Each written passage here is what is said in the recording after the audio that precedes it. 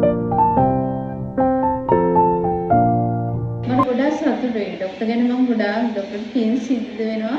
ඇත්තට මේ පවුලටමත් එක්ක මම පින් දෙනවා. ඒතරම් ડોක්ටර් මට කරවේ උදව් උපකාරයක් කියලා.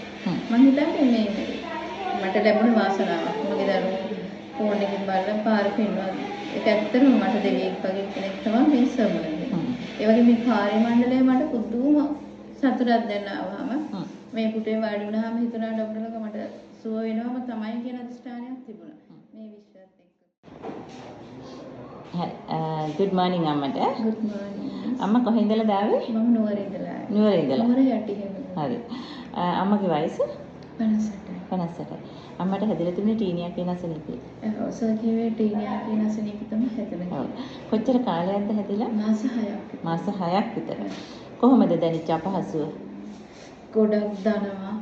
කසනවා. ඉතින් ඒකකොට ඉතින් කෑම වලින් මම ගොඩක් දුරට පරිස්සම් වුණා. ඒ හොඳ උනේ නෑ. හොඳ උනේ. බෙහෙත් ගත්තද කොහෙන් හරි? ලේවදෙන ස්පිතාලෙන් ගත්තා. ඒ විලාඩ චුට්ටක් වැඩ වෙන එකම ක්‍රීම් එක නිසා මේ හොඳ උනේ නෑ. ඒක මම කියන්නේ බෙහෙත් දුන්න කැසිල්ලට දැවිල්ලට පිළිදෙන වගේ බෙහෙත් දුන්නා. ඉතින් ඊට පස්සේ අඩුනේ නෑ. ඒ විලාවට අඩු වෙනවා. ඊට පස්සේ ආපහු එක තැනක තිබුණේ ඒක විහිදිලා ගියා. ඊට පස්සේ ඇඟ පුරාමත් එන්න පටන් ගත්තා. ඇඟ හැමතැනම. අම්මට දැනෙච්ච අපහසුව කොහොමද සමාජයෙන් එහෙම ප්‍රශ්න තිබුණේ නැද්ද? මගේ ගොඩක් හිතවත් අය මාත් එක්ක හිටියා. මම අතෑරියේ නෑ මගේ ළඟ ඔය මිශ්‍ර වගේ අය ගොඩක් ඉන්නවා මාත් එක්ක. එක්කෙනෙක්වත් කවදවත් මාත් එක්ක අයින් වුණේ නෑ. ඔව්. එයාලා ළඟ හිටියා. එයාලා මාත් එක්ක හිටියා. අදත් ඉන්නවා. හරි. එතකොට මේ අම්මා මෙහි ආන්‍ය හෙල්ත් ආයතන ගැන දැනගත්තේ කොහොමද? ඒක Facebook එකෙන් දරුවෝ තමයි මට කිව්වේ. Facebook එකේ මේ වගේ තැනක් තියෙනවා. කොහොම හරි එතෙන්නම යන්න කියලා. ඉතින් මට ගොඩක් අපහසුතාව තිබුණා. මේ ඇත්තටම ආර්ථික ප්‍රශ්නත් එක්ක. ඒත් කොහොම හරි වීර්යයක් පුතේ යාළුවෙක් ආවිල්ලා මුල් සතියේ බෙහෙත් අරගෙන ගියා. දැන් ඉතින් දෙවෙනි සතියේත් පුතාලට නිවාඩු නැහැ. පුතෙක් ඉන්නවා. ඒගොල්ලෝ බැලලා ඇතන ඉතින් මම ගෙන්න ගන්න ඕනේ යන පොළොන්නරු මෙහෙම ඉන්නේ. ඉතින් ඒගොල්ලන් ගෙන්නගෙන තමයි මම බොහොම මාරේ මෙතනට ආවේ. මට එන්න තියෙන්නේ හෙට. ඉතින් නිවාඩු දවසක් උනත් අද එන්න ඕනේ මට එන්න කවුරුද? මහත්තයාට ඉන්නත් බෑ කරන්නස්සාවත් එක්ක. හරි. එතකොට අම්මා දැන් සති දෙකකින් බෙහෙත් කරලා මොකද දැනෙච්ච සුවද? මට ගොඩාක් සතුටුයි. ડોක්ටර් ගැන මම ගොඩාක් ડોක්ටර් පින් සිද්ධ වෙනවා. ඇත්තට මේ පවුලටමත් එක්ක මම පින් දෙනවා. ඒතරම් ડોක්ටර් මට කරවේ උදව් උපකාරයක් කියලා. මම හිතන්නේ මේ මට ලැබුණ වාසනාවක්. මගේ දරුවෝ ෆෝන් එකෙන් බලලා පාර පෙන්වනවා. ඒක ඇත්තටම මට දෙවියෙක් වගේ කෙනෙක් තමයි මේ සමරන්නේ. ඒ වගේ මේ කාර්ය මණ්ඩලය මට පුදුම සතුටක් දැන් ආවම මේ පුටේ වාඩි වුණාම හිතුණා ડોක්ටර්ලා මට සුව වෙනවම තමයි කියන අදිෂ්ඨානයක් තිබුණා. මේ විශ්වාසත් එක්ක සර්ගේ තියෙන ඇත්තටම හොඳ දොස්තර මහත්තයෙක් අන්තිම ඉන්න කාර්ය මණ්ඩලය ගොඩාක් හොඳයි. ඉතින් ඒකින්ද මට හිතුණා එදාම හිතුණා මට අද හොඳයි වගේ කියලා බෙහෙත් ගන්න කලින් ඇත්තටම සුව වුණා. ඉතින් මම අද ડોක්ටර් ස්තුති කරනවා.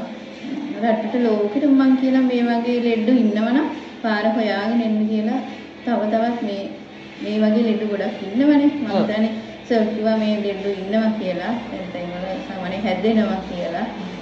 ඉතින් දුක් දෙනා ඉන්න නැති මේ වගේ බෙහෙත් ගන්න. එයාට මම හිතනවා මේ මෙතන හොඳ සෝතනක් ආවතින් කියලා. ඔව් ආන්‍ය හෙල්ත් එකට ඇවිල්ලා ડોක්ටර් මිලින්දා බේකෝන්ට පෙන්නන්න කියලා තමයි අම්මගේ විශ්වාසයෙන් අත්දැකීමෙන් කියන්නේ. අත්දැකීමෙන් කියන්නේ මොකද අම්මා දැන් සුවය ලැබලා සතුටින් ඉන්නේ. දැන් සතුටින් ඉන්නේ. හරි සතුටුයි. තාම බෙහෙත් නැමැත්තුවේ නැහැ. මේ සතියක් තියෙනවා නේද? සතියක් තියෙනවා. මම කියනකම් එනමට පුළුවන් විදිහට හරි මොන හේතුකින් හරි මොදලක් හොයාගෙන ඇවිල්ලා මම බෙහෙත් ගන්න. ඒත් මට ඊට වඩා ගොඩක් ලොකු උදව් කරනවා සර්. ඉතින් ඒක මම සල්ලිම දුන්න කියලා හිතන්නේ. මම හිතන්නේ මට සර් නිකන් තමයි බෙහෙත් දෙන්නේ කියලා හිතානේ. ඇත්තටම ඒක මම එහෙමවත් හිතන්නේ නැහැ. මොකද මට තිබුණු අපහසුතාවය මට ප්‍රශ්න ගොඩක් අතරේ මම සමාධියට යන්න ඕන මේක වැඩි වුණොත් එහෙම. අර නොපෙනෙන තැන්වල තිබුණ හින්දා කවුරුත් මං ගැන එච්චරටම හිතුවේ නෑ. මට මාත් එක්ක හිතවත් මිස්ඩ වගේ ඉන්න අය බලනවා. ඒතර කියන අයියෝ ඔක මොකද්ද? ඔක හරියයි. එහෙම ඒකට මගේ හිත ඇතුලේ මේ දැනටත් තියෙන එළියට දාන්න නෑ මම මේ ලෙඩේ තියෙනවා කියලා සර් කිව්වා. මොකද බෝ වෙනවා කියන කතාවක් තියෙනවා. මම හැමදාම මගේ ඇඳුම් ටික බකට් එකට දානවා මෝතරයක් දානවා. ඊට ටික වෙලාවක් තියලා නිවුණාට පස්සේ මගේ රෙදි වෙනමම තියාගන්නවා.